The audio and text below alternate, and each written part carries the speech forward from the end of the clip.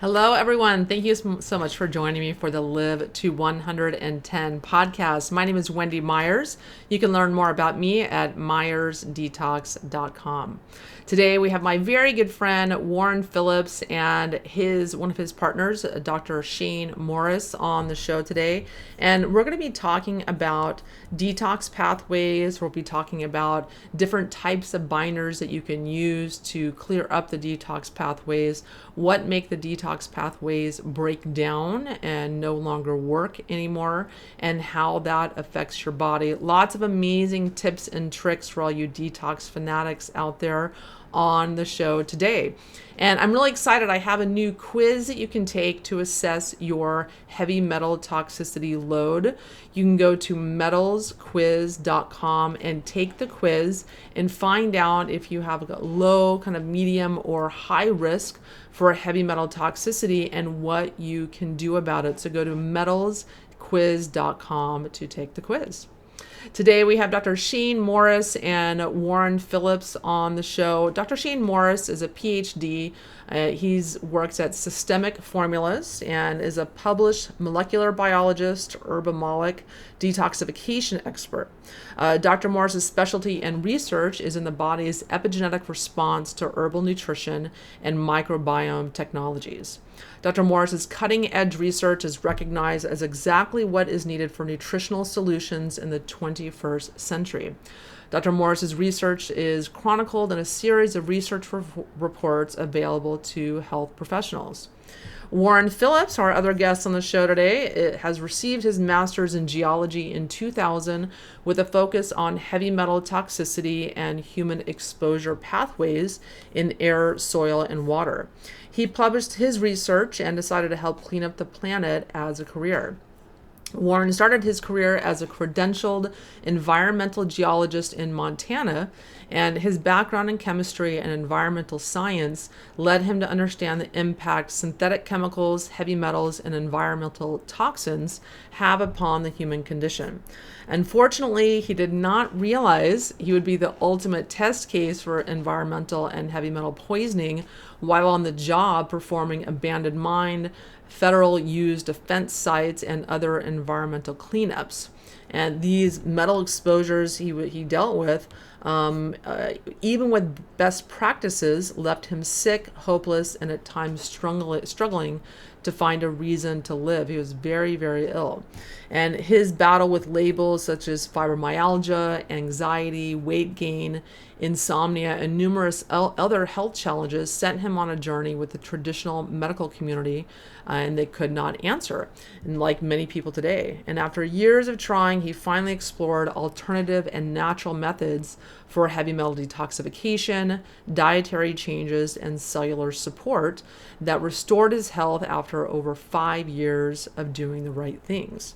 After he got healthy again, he knew it was for a bigger purpose. Knowing he could impact upon those in need like himself, he pursued partnering with independent healthcare practitioners to empower them and the public to protect themselves from being compromised by environmental illness that the mainstream medical community and field didn't yet understand. Warren has now served this mission for 12 years, empowering health experts, creating unique detoxification supplements, and educating the public through podcasts and seminars. Warren left his traditional career in environmental consulting in 2005 and is now the co-founder of Revelation Health LLC, a wellness company dedicated to answering the call of individuals searching for health answers. You can find Warren at revelationhealth.com. Thank you so much for coming on the show. Thank you, Wendy. So what I want to do now is really introduce you to the man of the hour here, Dr. Shayne Morris, real quick. I know a little bit about Shayne, and he's going to tell you about his legacy and his family. He comes from a long line of healers and scientists. His grandfather, Doc Wheelwright, is world-renowned, traveled the world, a crazy man, brilliant, off the charts brilliant, and, you know, their legacy is actually incredible. But actually, instead of me telling you that story, you tell them that story about the kind of the legacy that your family has, and while you're on this journey. I'm a sick guy, you know, that fell into natural health and the movement, but your family actually have been on this for generations, for at least a generation, and it's a pretty powerful story. Yeah, so it's in our genetics. Yeah, it goes back a ways. My grandfather, of course, he was, like I said, a renowned herbologist and traveled the world. And back early on, he started a company called Life Centers. And then that company eventually split into Systemic Formulas and another one called Propac. And the family kind of took two different kind of companies and kept them going. I started with one back in the 80s. And that's when I learned how to formulate. I learned how to run operations and production and many, many talents on the floor. We made a lot of products that in the 80s were, unheard of. It was all natural products. And we were the first people going to APA meetings, the first people going to, supply shows. We were bringing materials into the country from all over the world, and the FDA didn't know what to do with them at that point because it was so early in generation of this industry. And then as we evolved, I decided our industry not only needed to continue to help people, from a healing standpoint, but we need some validation. So I pursued some degrees. I got my chemistry micro bachelor's, and then I pursued a master's, and then I got a PhD in biochemistry, and then, of course, a master's in business, all along the journey to help guide us into a sustainable future, not just a healing future, but one where we can substantiate a lot of our products with science. And we can do things clinically that we couldn't do before, and we can measure our results. That was all before. That wasn't easy to do, and now we can do that. And that's really what brings us to where we are now, where we can take all these healing herbs and nutrients and foods, and we can understand them better, which means we can also study them and apply them to conditions like detoxification in a way that you've never applied them before. And I think one of our key phrases is cellular detoxification. That's so much different than just detoxification, which, as we all know, whether you go back into any book, biblical and so on, detoxification has been a term used in every culture for millennia. We need to get down to the 80,000 toxins that we're now exposed to, and to do that, we call it cellular detoxification because it changed your way of thinking. It's not simply a fast. It's not simply a lot of water or bowel movements. It's way more than that. And we all like pooping. Those are important. Yeah, those are all important. But it's more, and it's a lot more to be effective. And that's kind of what brings us to today, the pathways of detoxification. Before we jump into the pathways, what I want to share, Wendy, is what I find really interesting about his story is that his grandfather would go into like witch doctors, if you will, right, into the Brazilian rainforest and the Amazon and hang out with all these tribes, learning these herbs. And and there's some for rite of passage. There's some for, health and healing, different ailments and even spiritual journeys, if you will. I don't know. He probably did some of that stuff. Yeah, I'm not sure. So, but now it's what ancient cultures have learned from the earth for health, healing, detoxification. If you get poisoned, you take another herb to get that out of your system or to render it harmless, however that would be. Now, this generation, we're actually putting science to some of the herbal frequencies, energies, detoxification, obviously, but the healing modalities, this herbalomics, how herbs affect your genetics. Shayne is able to do some of those cool things now and work with the microbiome and a lot of the different things we're able to do. So we're taking the stuff that was anecdotal and really applying the science to it. Right. Shayne's also published a few papers too on that stuff. The exciting thing about us, we're validating our earlier beliefs. We're not unvalidated. We're not. People see science sometimes as the bad guy, the bully, when really what it's showing is that a lot of our ancient ethnobotanical beliefs are real and they can be validated. So we don't need to abandon them. We need to embrace them. And that's the power of science to help you give that extra bit of information for every group that we talk to, not just the people that already embrace healing. We can now involve people that didn't used to embrace healing. We can give them science and now they embrace it. So it really brings those two very diametrically opposed concepts together. It's a bridge. Yeah, and the one reason I didn't jump into natural health and healing, Wendy, because I was told growing up that stuff didn't work, or it was the fringe people, just lumped that all together. But today that's not the case, and there is a lot of science. So I'll stop with that. That's the fun in the pathways, right? Yeah. Let's talk about that. Let's talk about the various detoxification pathways and how exactly they remove various toxins from the body. Yeah, so we have a number of pathways, and we generically refer to them over the years as phase 1, phase 2 detox, and recently you've heard of phase 3. Most of these pathways happen in the liver which is why we really focus on our liver as a detoxification, whether it's, alcohol overdose or, chemical exposure, even heavy metals. In the past, medically, we focus on the liver. And then following the liver, you look at the kidneys and the colon for the elimination. That's getting rid of a lot of the toxins that the liver has processed, right? And right. Those are the key organs we focused on. And we've called it phase 1, phase 2, phase 3. Chemically speaking, phase 1 happens to have in the liver or in the cells a group of enzymes that essentially oxidize toxins. So if you've consumed glyphosate, for example, the first thing that it does is it passes through the liver, the bloodstream, passes through the liver. The liver tries to oxidize glyphosate. And then the second, phase 2, is where it attaches things like methyl groups, glutathione, sugars, and those attachments to a chemical or to a compound, even if it's heavy metal, that targets that compound for elimination. So phase 3 is elimination. So now the body says, look, this one's been methylated, acetylated, it might have glutathione attached. That says, okay, get rid of this chemical. Let's run it through the gallbladder. Let's put it in the bile and get secreted into the colon, or let's throw it to the kidney, get rid of it, or even push it to the skin, depending on where the detoxification happens. Yeah, so phase 3 is like taking out the trash, basically. Taking out the trash, exactly. So those are the phases that we understand, and those are essentially cellular phases on a macro scale. But is that why my brother stunk after he'd go out partying? Absolutely. Yeah. Absolutely. I always wondered why. It was phase 3. Alcohol creates a lot of aldehydes, and aldehydes, stink on your breath and other things. Now, those are the ways we used to think of it, and that's brilliant. Those are still very effective. The liver's important. You guys have heard the cytochrome enzymes? The cytochrome enzymes are found in the liver. Those are the detoxifying enzymes. Glutathione transferases, methylases, cytolases, those are all enzymes in the liver that help us get rid of toxins. But where does that happen? So I want to take this deeper. So those are the phase 1, phase 2, phase 3. But those happen when we think of a tissue. That's fantastic, right? We're thinking of the skin, the liver, the kidney. Focusing on the liver, that's the tissue.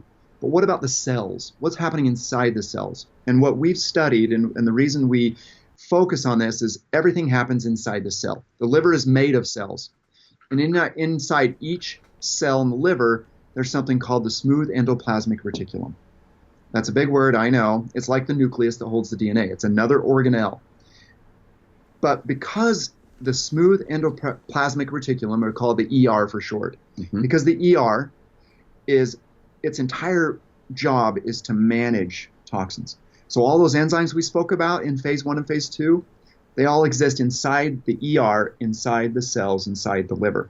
Only in the liver cells? They're in other cells as well. But the liver, because it's the main organ that does this work, it has a larger, by orders of magnitude, sizes of ER in the cells. So if you look at a cell, it's packed full of ER in the liver because it's a detoxification cell, which means it needs a lot of workers in there doing it. That's the ER. So inside the cell, we focus on the ER. The ER needs special nutrients. It needs special herbal components. It needs special minerals to help drive it, right? It needs a lot of energy. It uses a lot of energy called ATP. So now we're looking inside the cell in the ER to say, if the ER is unhealthy, then the liver's unhealthy, then the human's unhealthy. And that's really how you build up from inside the cell. And that's kind of our niche. That's what we focus on when we formulate or when we do our research. We look deep inside to find out what's actually doing the work.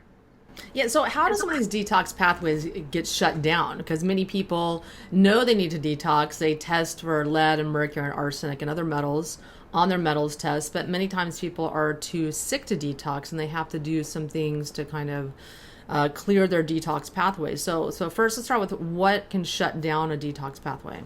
That's a great point. I mean, that leads us back to the cell. So when you have the ER that requires all those things, as I mentioned, so imagine during phase 2, if you don't have enough glutathione, then the ER is going to shut down because it needs glutathione to attach to compounds like mercury, for example, to shuttle it out of the body. Well, if you're not making enough glutathione, then you have to slow down production. You have to slow down everything, and so you bind up those pathways.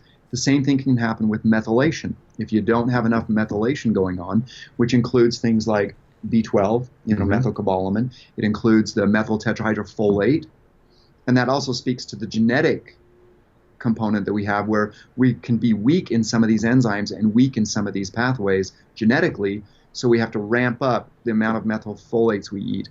We have to ramp up the B12 we eat. We have to ramp up the glutathione we take, and so on, in order to supercharge these pathways. Another really strong association is between the mitochondria and the ER. So if your energy factories, mitochondria, are having trouble, they're not making enough ATP, you shut down your pathways. That Exactly. immediately. Can you define methylation for anyone who may not know what that is? Yeah, it's a good call. Methylation is, in chemically speaking, a methyl group is a CH3. That's not important. But what it means is that little chemical gets attached to a number of other chemicals in your body. That's called methylation. So if we methylate DNA, that can act as a switch to turn DNA on and off. That's called an epigenetic switch, and it's done by methylating DNA and unmethylating DNA. That's a switch on and off. You can methylate a compound and create dopamine, so it's used to make neurotransmitters. You can also methylate compounds to signal them to be destroyed, or to be, like you say, take the trash out. That's a phase 2 process of methylation. So you're adding a chemical compound to something else, whether it be to mercury, to glyphosate, to plasticizers. You can methylate in order to target some of these compounds out of the body, as well as a number of other things. Yeah. And so what are some of your... Go ahead. Sorry. I was going to kind of put that into reality about methylation, because I am drinking out of plastic today, and I normally am a million years to do that. But I'm down here with Dr. Hey, Shayne. You can't win them all. Sometimes you have to do with our that. special project that we'll tell you about later. But, methylation is so key, because when I was sick and stressed out, you exercise, that causes toxins that need to be methylated, correct? Yeah, those are metabolic wastes. Metabolic waste, yeah. Or your cortisol levels are high, and because you're stressed out over something and you need methylation for that. Right. Or you're going through women's menstrual cycles. Lots of methylation needs to happen with the hormones.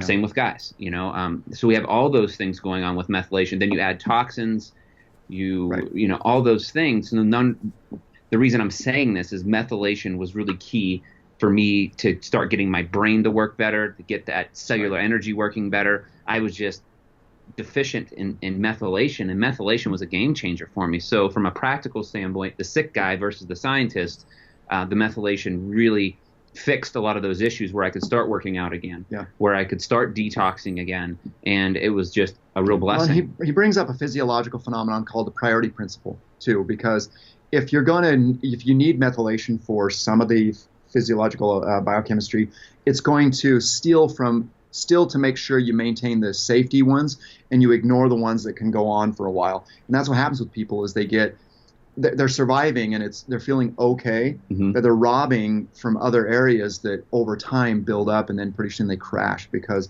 the body's going to prioritize daily survival as opposed to long-term survival. And so the methylation that happens later. And that's how we pass it on to our children. Epigenetics passes on. So when you don't methylate your DNA in, like, let's say, eggs in the ovary or in the spermatozoa, you pass those loss of methylation on, because the body knows that that's not an immediate risk.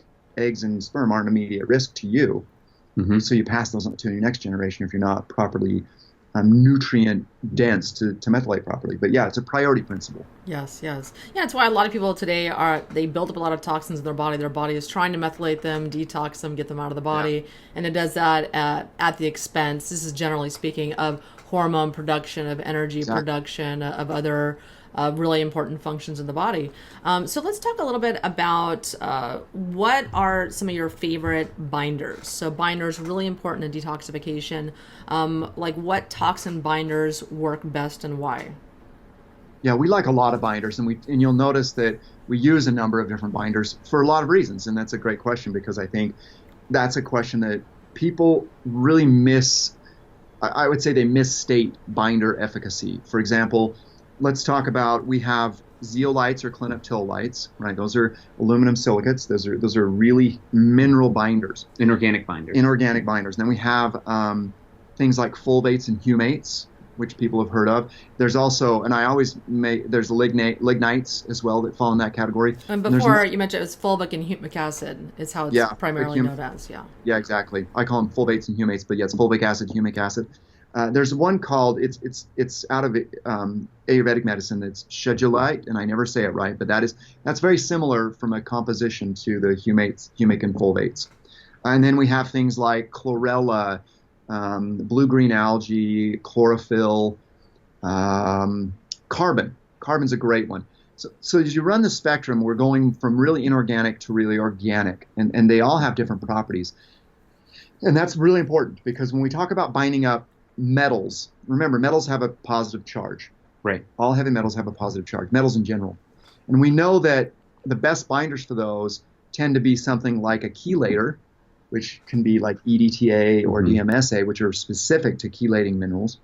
And then we take into consideration the clinoptilolites or the zeolites. They also bind positively charged metals. And we'll get back to some other cool features with those, but those are good metal binders. They do it through it's a cage, and it's called ion exchange. Not something we'll go into today, but they do really good job at binding up minerals. Then as we move down the spectrum to, let's say, the humates and humic acid, fulvic acid, lignates, and so on, they also can bind heavy metals. And they tend to bind as well some organics. Now we're getting into they're really complex organic molecules that can do a little bit of both. They can bind up some heavy metals. They contain heavy metals too in a lot of sources, and so does zeolites when you first get them out of the ground. So it's a risk that we'll talk about later as well. They're like filters, filters. For sure. And so they already contain a lot of heavy metals that we have to deal with. So they do a little bit of double nature, both the minerals and some organic. Organics, I mean things like pesticides or mycotoxins and so on. Not well, they don't bind those well, but we're starting to get in that. And then we have things like chlorella and chlorophyll. Again, we're back to some of the minerals, and a little bit of the organics, but they're called much weaker binders. So you'll notice that some people that are sensitive to binding tend to gravitate towards those binders that are the chlorella, the blue-green algae, the chlorophyll. I want to say something now as we get into the detail. Those binders, the chlorella, chlorophyll, and so on, they're metabolized to some extent by the microbiome. So some of the benefit that we think we're getting as a detoxification agent is really they're being altered by our microbiome into other compounds, and those are part of the benefits. It's not that they're actually binding toxins, it's that they're doing a nutritive job to the microbiome. And that's some of the benefit that we're actually experiencing. Yeah, because like chlorella and algae are very nutritious, and they do have a lot of health benefits. And because people are very mineral deficient and nutrient deficient today, so they prop people up and get them feeling a little bit better. But what are some of the problems with chlorella? It's not something that I've used on my detox program for various reasons. What are some of the problems that you've found with chlorella and other types of algae? Well, what we found with them is they're great. Like you say, nutritive. I'm all for them. You bring that green color in, and our body loves that. The microbiome loves it. I haven't found them to be very effective binders, especially when you're trying to detoxify effectively. They're really not. They just don't fall in that spectrum. You would have to eat so much of those to even begin to detox, really detox.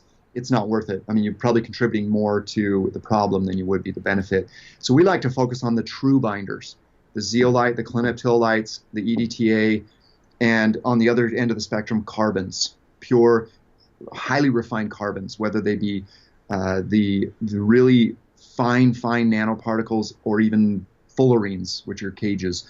Those are the two spectrums we like to live in. We also do a little bit with the humic acid and the fulvic acid, but our focus is on those, the silica-based and all the way to the carbon side. The carbon side gives us all the organic binding we want. Those will bind up pesticides and PCBs and all sorts of great binding capacity there on the carbon side. And then on the mineral side, we turn to the clinoptilolite. Yeah, Warren, we had talked the other day, and you had said that you found with chlorella, you found with testing that you just didn't find that chlorella would result in metals being excreted on tests following supplementing chlorella for a period of time, correct?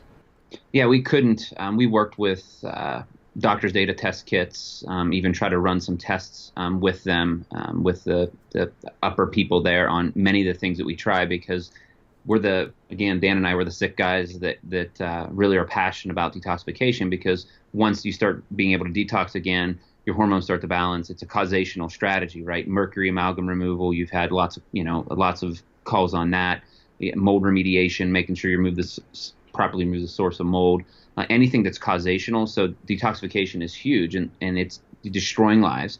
So we would really be an advocate for that. And so we would attract, we have this product, this zeolite, that zeolite. And so we start testing a lot of these things along with Shayne. You've been friends with Dr. Pompa for like 15 years, for me, like 12 years, maybe longer with Dan. It's about right. And so when we test these things, they really either would cause a whole bunch of symptoms or just not really show up at all. We couldn't move any numbers, even slightly. And then there's no perfect test, but through all the experts we've talked to over the years, and the things that really get people well, right? That's what we're focused on here. What gets somebody well? What's not just a placebo effect, which is highly effective, up to 50%. And God bless placebo, especially when it's a nutraceutical that's not harming you or poisoning you or destroying a pathway or causing cancer or whatever. So God bless the placebo effect. Hey, and everything works by placebo to a degree. Yeah. So you have to believe. Yes. Yeah. And the way that we have to test things so that we can be advocates for it, so that we can speak with authority and passion, is that we have to know that it's doing something within the body, that it's doing what it should do, and we can measure that scientifically, so that we have that passion about it. So everything that we've tested over the years really didn't lay that out, right? But the carbons, we've seen that it changed test scores where someone who is full of biotoxins, now you can't measure the biotoxin, but you can watch their immune response, go from highly reactive to normalized by adding that carbon and binding up that toxic biocomplex, with our... Well, and to mention that, and that found its way into emergency rooms, by the way.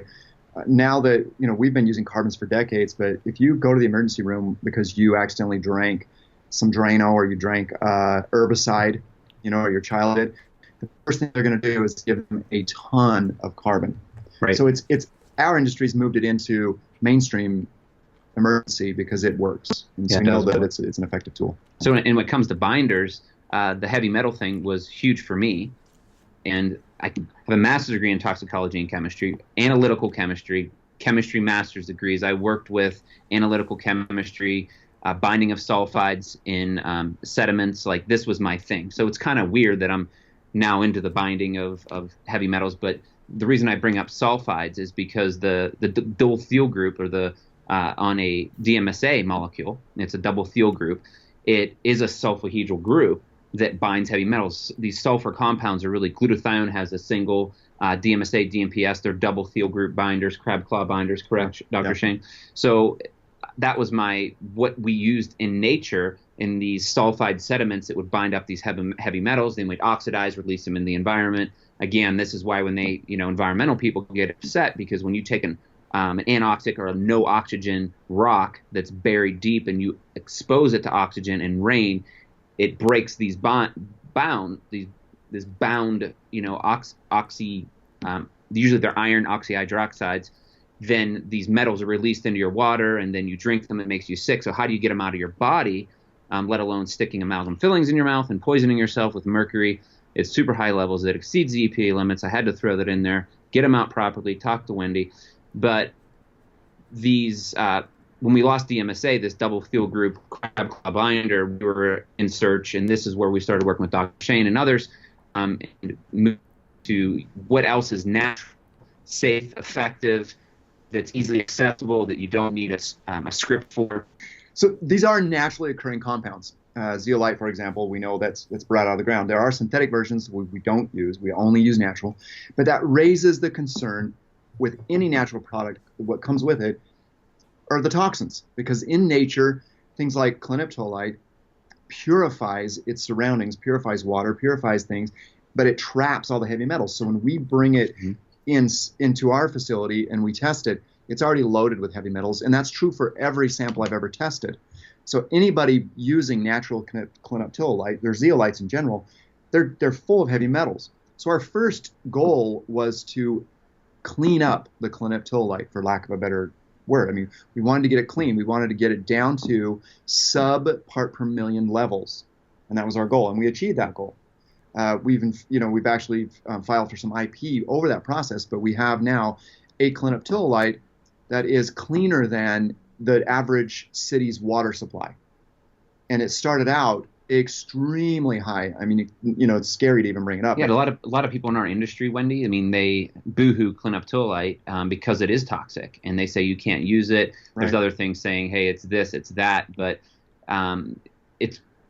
they don't think about these things in the natural health world at times. But someone who's gotten sick, the last thing we can do, and someone who has a history like Dr. Shayne does, doing this for over 20 years, he isn't like decide to throw a supplement together or do something over a year or 6 months and say, hey, I can start a business and products out on the market that hurt people, and you can get away with it, unfortunately, in the industry. So we test everything. You guys both mentioned the placebo effect. Most clinoptilolites, when you look at the label, and we're becoming better label readers, if you look at a label, you're going to see that it's present at what we call microgram quantities.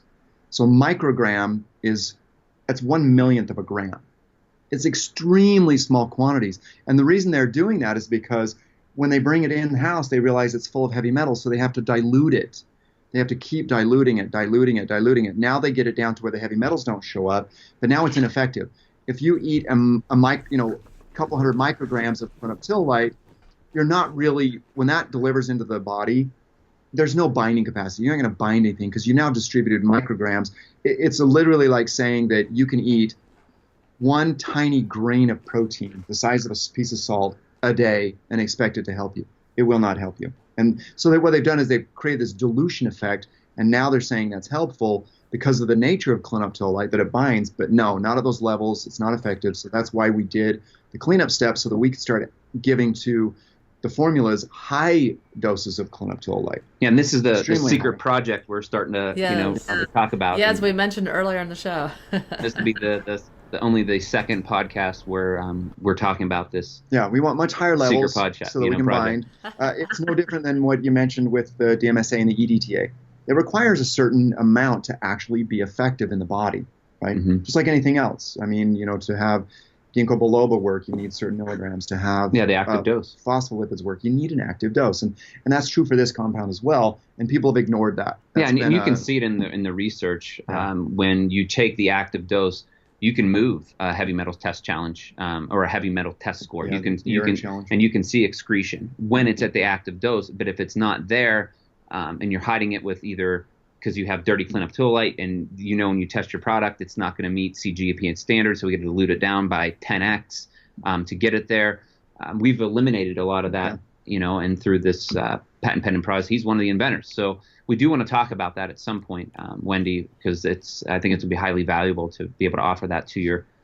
Actually, they can go to Real Detox Now to learn a little bit about it as we move on. So realdetoxnow.com. But let's keep rocking. So two of the main characteristics of this zeolite is, one, you want the cages. You want those stable, and you want them large enough to hold heavy metals or other toxins. And secondly, you want them clean to begin with, so they're empty when you start out. So those are the two aspects that we targeted as a goal, and we completed that. So we have now a number of different sizes of clinoptilolite, so the cages vary, and then we have cleaned it ahead of time. And that's really the attributes that we wanted, setting this goal in mind. So what we've done in our little secret project, Wendy, that we've been working on actually for a while, is we've essentially we're taking buildings, if you will. So a building, this is a great analogy that I think we just shared the other day on a video. There's this building and it's full of people, and the people are the toxins, or the lead, the mercury, arsenic, and this huge skyscraper, all these little apartments, and they're full of people. So before we decide to break this building down into just single rooms or a single cage, we had to get rid of these bad tenants, meaning the leads, the mercuries, and leads love, and it's one of the highest levels in all of our bodies because of the lead generation. It's just replete in our environment. A lot of lead and high levels of lead, and even mercury inside of clinoptilolites and carbons and things like this. So we had to get out the bad tenants, clean out all the rooms, and then we come in and decide, okay, how can we scientifically and using mass spectrometry prove that we're breaking these rooms up into 3 rooms, 1 room, sometimes like a half room. It still has an ion exchange capacity, but break these rooms down, maybe a group of 6 rooms, and some larger even particles that wouldn't leave the gut, leave some of those rooms around as well, through this patent pending process that Dr. Shayne and some other scientists have created along with us to create clean rooms to grab up these toxins. So it's been a lot of fun. And that's no reflection on how we feel about people by calling them heavy metals. So you created a supplement called Detox. So what led you to discovering this detox supplement that you've created? Well, I mean, that's, it's a culmination of years and years. Yeah. It's the DMSA thing, people getting symptoms, it just being hard on people, something that's safe, easy, and effective, something that can scale even more into the public market that just helps people. Now, we had the first generation of Cyto. It was great. But we have the new and improved version. And for some of the folks that on your viewing audience that are using Cyto Detox Original, this is the new and improved version where we've done some really cool things. Maybe we should talk about that. Yes, yeah. How did you have like a version 2.0? What are the improvements on your old formulation that you have? Well, I think the first one we already talked about is that we cleaned it. We cleaned it and activated it to a very high level. We got out of the cages. We let out the bad guys out of the cages. So the cages are clean. So our raw material that we started with was very clean, activated. If you don't clear out the bad guys, the toxins, and you make a product, you have a product that has the bad guys on. Now you have the risk of it coming off. And two, that binding site is no longer available. That room is filled. So we had to start off with that. So that was the raw material. And then the second level would be the range of rooms that we created, the different 1-bedroom houses up to 10-bedroom homes, if you will. So the size range, and Dr. Shayne can explain that a little bit better. This sounds more like real estate development than detox. I know, yeah. But I want to connect with the consumer here, right? Yeah, and getting rid of people Actually, out of homes. you tell them about that. I'm going to run out and get a cage right out of my truck. So I'm going to bring it over here.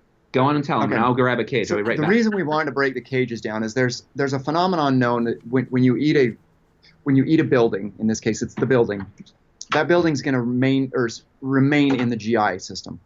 It's going to stay in the GI tract, and it's not going to be able to make it past any of our cell walls, any of the barriers, the intestinal barriers. So that's the first piece, and we want some of that there. But the other aspects of that, when we broke the cages down to 1-room bedrooms or 2 or 3, we found that they're soluble. They became a soluble compound. So what that means is they weren't a solid that you would see, a gray material at the bottom. They're now soluble. They're floating in the liquid.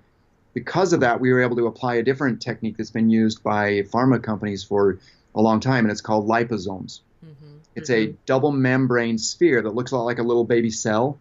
And when you can place something inside of a liposome, it actually gets it into the bloodstream or the lymphatic system pretty effectively. And they've used it for drugs in a number of applications and been very successful. So the science for liposome was out there. We just had to duplicate it.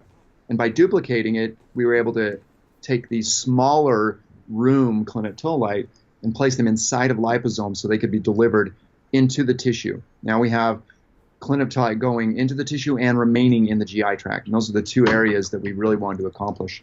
And that way, what we could do is we could guarantee that some of the clinotolite was available for binding inside the bloodstream or the lymphatic tissue, as well as trapping anything that was released into the GI tract. So we have the variable sizes that allow us to get into different parts of the body. It's pretty exciting. We use liposomal technology to accomplish that. And that, like I said, that's a pretty accomplished science. And he has a cage here that he's going to show. We're going to do a visual example. Yes. Or whatever they're called. So that's kind of what zeolite looks structurally. Yeah, that's a cage. And imagine inside are going to be the heavy metals. And you can maybe fit even more than one depending on the cage size. Yeah. So that's it. All that for. Now imagine, this is a larger one. And we've broken into smaller ones, right? This is the 1-room, this is the 2-room, this is the 3-room, and so on. So the smaller ones are able to fit inside of the liposome. And those can be delivered into the system, into the lymphatic system, and to do its work inside. And yeah, that's how we guide. And we use mass spec to decide how big they are. And they range anywhere from 200 to over 2,000 Daltons, and that's how we measure our science. Yeah, and I've never heard of a zeolite being delivered liposomally. Is this the only one on the market? As far as we know, yeah. Yeah, I haven't heard of it. I've typed it in. you know, and it doesn't exist. We didn't even think about that. We just thought about how can we make this better? How can we make a bigger difference in people's lives? How can we make sure that we're getting more of it into the body where it belongs, so that it's getting out there, doing its work, and moving through the system and helping people? Because toxicity is just, it's rampant. It's destroying lives. Wendy, your whole mission in life and brand, and how you help people and the experts you do, you know that this is, you know, causational strategies and detoxification. I mean, of course, you got to support people. You got to have good thought life and, all those things in that hope that's necessary. But man, if you can't detox and your hormones are dysregulated, you know, you don't have a really good mindset. So this, I mean, obviously it's from the suffering that I've gone through. And Shayne actually believes me that it's real. It's a lot of people didn't, right? Back in the day, they just said, you're nuts, you know, but now it's so cool that science validates, you know, the fears and the worry and the concern over these toxins. This isn't voodoo, you know? Yeah, it is. It's very scary when there's something wrong in your body and you're going to the doctors and they're like, they said there's nothing wrong. All your tests are normal. And you know something's wrong. And so many people out there spend tens of thousands, if not more, on searching for the answers. And it's right there in front of people that we know that our environment is full of toxins and we have to find a way to remove those from our body. So, right. So there's a lot of, you know, information on the internet, scare tactics, if you will, about toxins in zeolite. And you kind of touched on this a little bit, but I wanted to elaborate this a little bit more because there's some differentiation that people need to make, that say just because you see zeolite on a bottle doesn't mean that, you know, if there's 20 products, there's a whole range of variation in quality and efficacy and perhaps even toxin levels in those products based on how they were produced, based on if they were washed or not. So unfortunately, there's a lot of marketing going on the internet that talks about how there's toxins in zeolite. Don't buy this, buy my product right here. So let's discuss that a little bit about how not all zeolites are created equal in regards to toxin levels in the zeolite. Yeah, we tested as many as we get our hands on, and coming from nature, they were all toxic. There are less than, well, I only found one other product where they had a cleaning step, and it was out of Europe.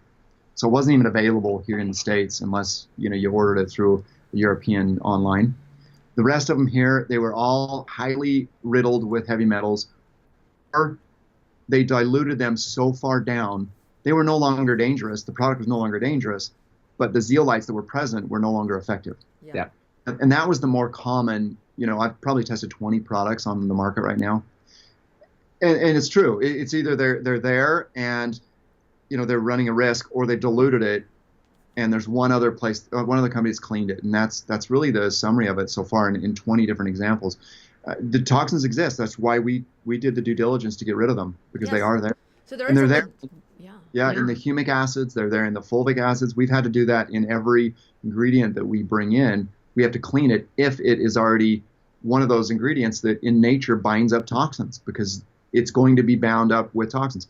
It's the same thing with your algae we talked about earlier. Algae bind toxins extremely well. So we have to get toxin-free algae, and that's going to be true across the board. And I came on board with him and Dr. Pompa because my mission is, it's not a simple solution. You don't just get to do one thing. It's a complex solution for a complex problem. And the science that we apply to it deals with getting the right raw materials, you know, clean, good raw materials, but also taking into consideration all the cellular components that need the healing to happen, right? So we talked about endoplasmic reticulum. So we put this product in the schema of glutathione and other carbons and other things. So it's a very complex solution that we teach and train on, because there is no such thing as a one-hit wonder. You know, these like you say, the media and other people, even movie stars that are promoting 3-day detox, it's just not real. Those can't be real, because you didn't get sick in 3 days, and heaven knows that's not how you're going to get well either. Yeah, so there are very legitimate concerns about articles on the internet saying there's toxins in zeolite and don't take zeolites, but You like you said, there's different products, and your product Cyto Detox, you've put so much research into it, and we know that you've done testing, and that there's no toxins in it, or it's extremely low to where it's not going to get into your body. Right.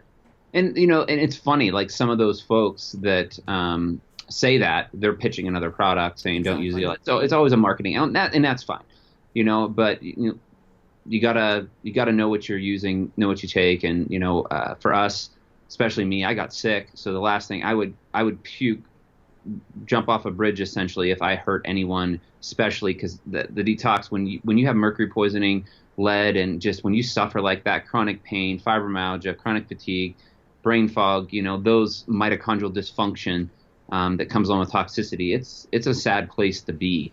And all we want to do is develop things and help people and educate to where we give hope, and hope alone, the product is awesome. It does what it says it does, and it's wonderful. But the hope that it can give you, the belief that, as you do this program, as you do something with you, Wendy, and you walk through it with people together, that hope is energy. And that energy moves you down the path towards healing. And the body heals every time when you remove the interference. And toxicity is being one of those. And without hope, it's really hard to detox, in my opinion. So that's one of the reasons we create these products, is they're inspirational products. They're revolutionary. They're cutting edge. So that even someone who's even challenged in doing something, man, this is hope for me. And our hope and belief is that it's going to help them in a massive way. So. And we always encourage, research us. We're completely, we're in for the long haul. We want to be in business for 100 years. We're not out to be the quick flash in the, fashion. So we flash in the pan, I should say. Yeah. We want, research us, look into our stuff, call us, ask questions, ask the toughest questions on the planet. We have no problem with that whatsoever. I have another tough question. So I've read some concerns that there's metals in liquid zeolites that can leach into liquid in which they're suspended. And so we touch on it a little bit, but I know that people have these questions because when I do post about zeolite, I get the same questions over and over. So what are your thoughts on that? On powdered zeolites versus zeolites in liquid?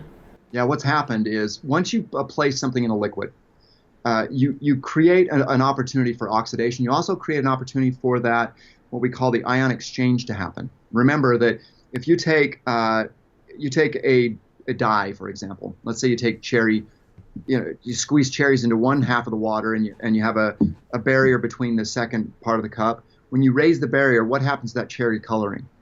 It distributes evenly throughout the cup, right? That's called La Chatelier's principle.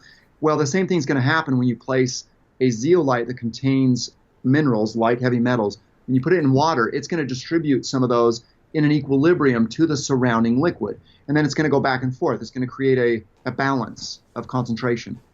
So that's what happens is you're essentially putting it in a fluid, a solvent, that's allowing some of those to come out of the zeolite into the liquid.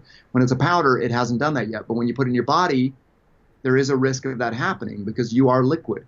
And that's why, even though people tell me, there's no evidence that zeolites, give up heavy metals or that the humic acids are, I disagree. There's no evidence because we've never tested it. That's why there's no evidence. I think that if we look deeply enough, if we do the right work, we would find that some of those would get released into the body as opposed to picking them up from the body. And that's what happens. Yeah, so, liquids allow that transition to happen. Okay. I'm not going to risk that, Wendy. Unless they're cleaned. And they're not there to transition out. Yeah. Back and forth. Yeah. So let's get back to Cyto Detox. So tell us about some of the science behind Cyto Detox. Well, some of the science. One of the things that I definitely want to get into, and I'll show you. You can go to learn more at realdetoxnow.com, and there's a video there that the viewers here can watch. So what's new? And what's exciting about it is, one, I got rid of the thing that we all hate because, as I mentioned earlier, I can't stand plastic. So we went to a glass bottle and a glass tincture. So there's no plastic contact here. Because think about it, it's a binder and you're sticking it in plastic. It just didn't make sense to us, even though zeolites really aren't, go after plasticizers. But all things break down. So over time, plastics at low levels are going to get into whatever's in that's why we drink out of glass bottles. Again, it's right? a liquid issue. It's a liquid. So that's something cool. I don't know if that's scientific, but that's just a no-brainer. With that, we added the fulvic heavy metal binding fulvic acid. Yeah. So fulvates to be able to just have a more broad spectrum of binding, because we know fulvates are great heavy metal binders. So we put some of that in. We have a clinical dose 7 times the molecular clinoptolite fragments, just single rooms, double rooms, smaller molecular size that are small enough to cross cellular membranes like the gut and into the blood and even into the cells, and even small enough, and based on the Daltons that we see, that they're small enough even to get into the mitochondria. So these are tiny, tiny cages that are able to travel through the different the systems in the body, the cell, the blood, the gut. So we're covering all those areas, adding some extra heavy metal fulvic binders. It'll bind up some other toxins as well. So we just created this more complete system, and then adding the liposomal cellular transport technology, the patent pending process of the liposomes we created, small liposomes. These are actually the myocells. So these little tiny liposomes to help ensure that delivery across cellular membranes. So that was super exciting for us. What else did we love about this scientifically? Those are the biggest. Everything is cleaned, and then it's sized, and it's in a liposome. And then the liposome we created, we used a very cleaned and highly purified sunflower seed oil, so there's lack of allergies. It's actually sunflower phosphatidylcholine. Yeah. Yeah, because usually it's soy. Usually it's genetically modified soy that's used in the phosphatidylcholines. So we didn't, obviously we're going to do that. Yeah. So we had to make sure we did it all right. So that's what's cool, and they can go to realdetoxnow.com and learn more about it, watch a video, and I'm really excited to be a part of this little secret project that we've launched. And even though Cyto Detox has been around for 3.5 years, thousands and thousands of practitioners, super excited to see what the better results that they get, because we were getting sick results before. So we're excited about, how it's going to help more and more people. And that's raising the bar. Yeah, I'm excited too. I think this is a fantastic product. I've talked to you at length about it, Warren, and I think it's amazing what you've done. It's your little Zia right there. And I think it's amazing that you made all these improvements on it. And I know you've been wanting to do this for a while, and just create the very best product that you can so that you can help as many people as you can, because you train thousands of doctors who in turn help thousands of patients using your products, using your methods that you developed over the last decade and more. So I really respect the work that you do, and I'm really glad to call you my friend, that you're helping as many people as you can with your amazing product. You are one of my besties out of all the health experts out there. You're like one of the kindest, sweetest, and most giving and sharing of all information, that's out there. Because Wendy has her own amazing detox programs and products. And when something's real and it's making a difference, she doesn't care. She just wants to help people. Just want to make it work. Want to make a difference. And the cool thing is, you brought up a really important point, and what the viewers need to know is that we train practitioners. So practitioners utilize all of our products. We test it with practitioners. And this product is the feedback from our practitioners. They said, look, we need something with a broader spectrum. Let's get some more cages in there. Let's have something that we can take, that it's going to have the ability to cross cellular membranes and have some that can actually stay in the gut. So some little larger particles, maybe 30 of these cages that are one big fragment that can do a little binding there as well. So we really developed it based on the feedback that we got from this. We're just having a lot of fun. That's why we love the practitioners that we work with at HCF seminars. So a lot of clinical R&D. Yeah, and I've been taking Cyto Detox myself for about 6 months, and so I'm really, really excited to try the new and improved Cyto Detox and see the results and see my tests after trying. And I encourage everyone listening to try it for yourself. I think it's a fantastic detox product in and of itself. Do you want to take it also with a binder? You can. You absolutely can. It is a binder in itself. And it does have some, enough of the clinoptolite, so it's going to have some gut binding going on. It's going to get into the bile. So we created a broad spectrum so it could be taken alone. Do I love taking some great activated carbon that's super clean? Yes. I do that a lot, but it doesn't have to be taken that way. No, it can be a standalone product that you can take. You can cycle on and off of it. there's lots of different ways to do that. And the directions that folks get when they learn more at realdetoxnow.com, they can find some of those answers and solutions in there. So there was something I was going to say to that, but we'll be on again. So I'll cage that one for a minute. Okay, great. Yeah, well, thank you guys so much for coming on the show. Is there anything else that you want to share that perhaps we haven't talked about yet? I think we covered it. No, I'm excited. I'm excited for everybody there. I'm excited, for everything we're going to do together in the future. I know, Wendy, you're doing a lot of great things coming up as well, and so we're just excited to be on this mission together. So thank you everyone for listening. Absolutely. And everyone, thank you so much for joining us for the Live to 110 podcast. You can learn more about me at myersdetox.com. You can watch this video podcast on my YouTube channel, youtube.com/Wendy Myers. Thanks for taking a minute of your time to go leave a review on iTunes, because that will help me reach more people with my message about the importance of detoxification to live a long, healthy, disease-free, and medication-free life, which is the goal, right? So thanks so much for listening, and I will talk to you very, very soon.